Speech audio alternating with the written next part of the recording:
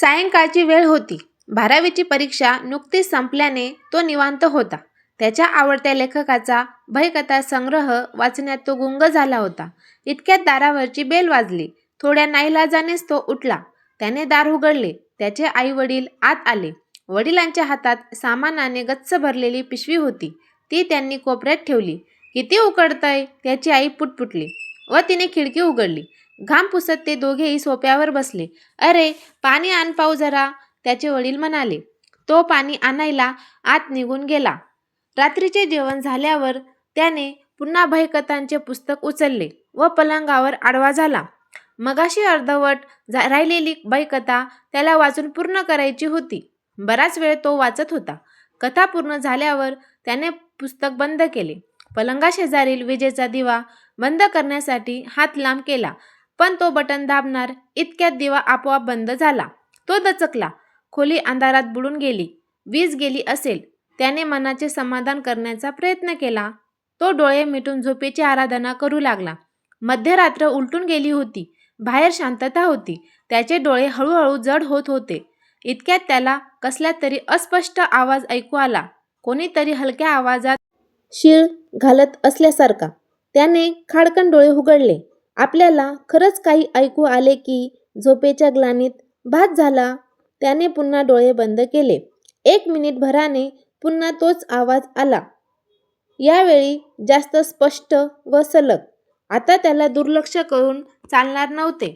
तो पलंगावरून उठला व त्याने विजेच्या दिव्याचे बटन दाबले. दिवा लागला नाही. त्याने खिडकीचा पडदा सरकविला व बाहेर डोकावून पाहिले. रस्त्याकडेच्या खांबावर दिवा चालू होता. म्हणजे फक्त त्याच्याच घरातील वीज गायब होती. त्याचा घसा कोरडा पडला. भीतीची एक लहर त्याच्या सर्वांगातून वाहत गेली. पुन्हा एकदा त्याला ती हलक्या आवाजातील शीळ ऐकू आली. जणू कोणीतरी त्याला बोलावित होते. काही महिन्यापूर्वी त्याच्या शेजारील एका तरुणीने प्रेमभंगातून जीव दिला होता. तिच्या मृत्यूनंतरही ती परिसरात दिसल्याचे काही लोक छातीठोकपणे सांगत होते. पण त्याचा मात्र या भाकड कथांवर कधीच विश्वास बसला नव्हता. आता मात्र या आठवणीने त्याचे मन अस्वस्थ झाले. अंधारात खोलीच्या बाहेर जाण्याची त्याला भीती वाटत होती. पण त्या आवाजाचा शोध घेणे गरजेचे होते. त्याशिवाय त्याला झोप लागली नसती. त्याने अवसान गोळा केले. खोलीचे दार उघडून तो बाहेर आला. ती अमावस्येची रात्र होती. वीज नसल्यामुळे घरात मिठ्ठ काळोख होता. भीतीने त्याच्या अंगाला हलकासा घाम फुटला होता. घाबरण्याचे काही कारण नाही, त्याने स्वतःला बजावले. शेजारच्या खोलीमध्ये त्याचे आई वडील झोपले होते. क्षणभर त्याने आई वडिलांना उठविण्याचा विचार केला, परंतु इतक्या रात्री तसे करणे त्याला प्रशस्त वाटले नाही. काही वेळ तो त्याच्या खोलीच्या दारातच उभा राहिला, पुढे जावे की न जावे याचा विचार करत. तेवढ्यात त्याला तो आवाज पुन्हा ऐकू आला. तो चाचपडत 2 पावले पुढे आला. आता आवाज जास्त स्पष्ट ऐकू येत होता. भीतीने त्याच्या अंगाला हलकासा कंप सुटला. त्याला वाटले परत फिरावे व खोलीत जाऊन दार बंद करून झोपी जावे. मरू दे तो आवाज. पण त्या आवाजचे कारण कळल्याखेरीज त्याला स्वस्थता लाभली नसती. त्याने कानोसा घेतला. त्याच्या आई वडिलांच्या बेडरूम शेजारी एक छोटी खोली होती. त्या खोलीचे दार बंद होते. आवाज त्या छोट्या खोलीमधून येत होता.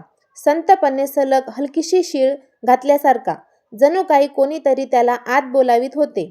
मंत्रमुग्ध झाल्याप्रमाणे आवाज ऐकत तो काही वेळ उभा राहिला. खोलीचे दार उघडून पाहावे का नको न जाणे आत काय दिसायचे. जे काय आहे ते बंद दारापलीकडेच चांगले. शेवटी त्याने परत फिरण्याचा निर्णय घेतला. तो त्याच्या खोलीत जाण्यासाठी वळला. तो खोलीत जाणार इतक्यात त्याला कोपऱ्यात काहीतरी दिसले. त्याने डोळे ताणून पाहिले. भिंतीला टेकून कोणीतरी बसले होते. दोन्ही पाय जवळ ओढून, गुडघ्यात तोंड खुपसून. बापरे! त्याच्या तोंडून किंकाळी बाहेर पडण्यापूर्वी त्याने ओठ घट्ट मिटून घेतले. त्याचा आवाज ऐकून त्याने मान वर केली तर देवा देवा देवा, ते होते तरी काय आणि त्याच्या घरात काय करत होते? भीतीने त्याची गाळण उडाली होती. त्याने मनात मंत्र जप सुरू केला. त्याच्या खोलीचे दार 2 पावलांवर होते, पण तिथपर्यंत तो पोचू शकेल याची त्याला खात्री वाटत नव्हती. त्याचे पाय लटलट कापत होते. त्या कोपऱ्यातल्या आकाराकडे न पाहण्याचा तो आटोकाट प्रयत्न करीत होता, पण त्याची नजर पुन्हा पुन्हा तिकडेच वळत होती. तो चाचपडत त्याच्या खोलीच्या दारापर्यंत पोचला. आता एक पाऊल टाकले की खोलीच्या आत जायचे आणि आपल्या पाठीमागे दार बंद करायचे. परंतु तो खोलीत प्रवेश करणार इतक्यात खोलीचे दार त्याच्या तोंडावर धाडकन बंद झाले. त्याला जाग आली तेव्हा सकाळचे 8 वाजले होते. रात्री त्याला व्यवस्थित झोप लागली नव्हती. पाय पोटाशी घेऊन व पांघरून डोक्यावर घेऊन तो झोपला होता.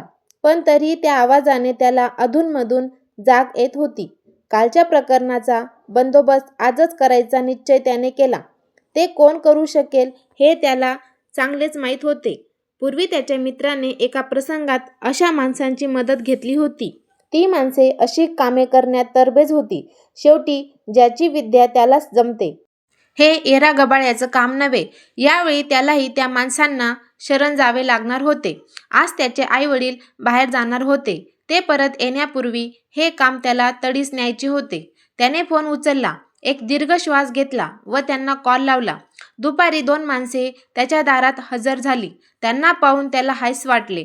एकाच्या खांद्याला पिशवी अडकवलेली होती. त्या पिशवीवाल्या माणसाने प्रश्नार्थक भुवया उंचावल्या. त्याने त्या छोट्या खोलीकडे बोट दाखविले. शब्दांची गरज नव्हती. सर्व बोलणे फोनवरून अगोदरच झाले होते. सगळे काही माहीत असल्याप्रमाणे ती माणसे त्या छोट्या खोलीमध्ये शिरली. त्यांच्या पिशवीतून त्यांनी नाना विविध गोष्टी काढायला सुरुवात केली. त्या सर्व गोष्टींकडे तो डोळे विस्फारून पाहत होता. त्या माणसांनी परिस्थितीचा अंदाज घेतला व त्यांच्या कामाला सुरुवात केली. तो खोलीच्या बाहेर उभा राहून पाहत होता. आता त्याला करण्यासारखे काही नव्हते. त्याचे आई वडील परत येण्यापूर्वी हे सर्व संपावे अशी त्याने मनोमन प्रार्थना केली. तासाभराने त्या माणसांचे काम संपले.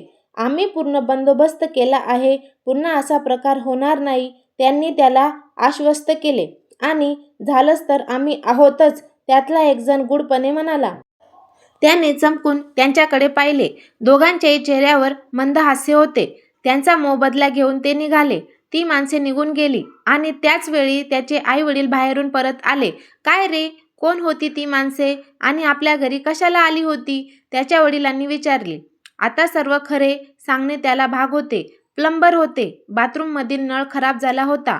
त्यातून शिट्टी वाजल्यासारखा आवाज येत होता. मला त्या आवाजाने रात्री झोप लागली नाही, तो पुटपुटला. अरे मग मला सांगायचे ना, मी दुरुस्त केला असता. उगीच प्लंबरवर कशाला पैसे खर्च केलेस. तुम्ही बिघडलेल्या गोष्टी दुरुस्त करायला जाता आणि त्या जास्तच बिघडून ठेवता. म्हणूनच मी तुम्हाला न सांगता तुमच्या माघारी हा बेत केला होता. हे खरे होते. त्याचे वडील नरमले. त्यांनी हातातली पिशवी कोपऱ्यात ठेवली. ती पिशवी तिथे ठेवू नका, तो जवळपास ओरडलाच. वडिलांनी चमकून त्याच्याकडे पाहिले. रात्रीच्या अंधारात कोणीतरी तिथे बसले आहे असे वाटते, तो ओशाळून म्हणाला. आणि आई, तू घरातल्या खिडक्या उघडतेस पण झोपण्यापूर्वी बंद करत नाहीस. मग रात्री वारे सुटले, दारे आपटतात, तो आवेशाने म्हणाला. मग तू बंद कर, त्याची आई दुप्पट आवेशाने म्हणाली. नाहीतरी तुला काय काम आहे, दिवसभर भयकथा तर वाचत असतोस, तो वरमला. पण तो काही बोलणार इतक्यात त्याचा फोन वाजला. फोनवर एक संदेश त्याची वाट पाहत होता. तो संदेश वाचून त्याच्या चेहऱ्यावरचे भाव झरझर बदलले. तो अस्वस्थ झाला. गडबडीने अंगात टी-शर्ट अडकवून तो बाहेर जायला निघाला. कोठे निघालास, आईने विचारले. वीज बिल भरायला. मी भरायचे विसरलो. त्यांनी काल रात्री आपली वीज बंद केली आहे, तो म्हणाला व विजेच्या वेगाने बाहेर पडला. समाप्त.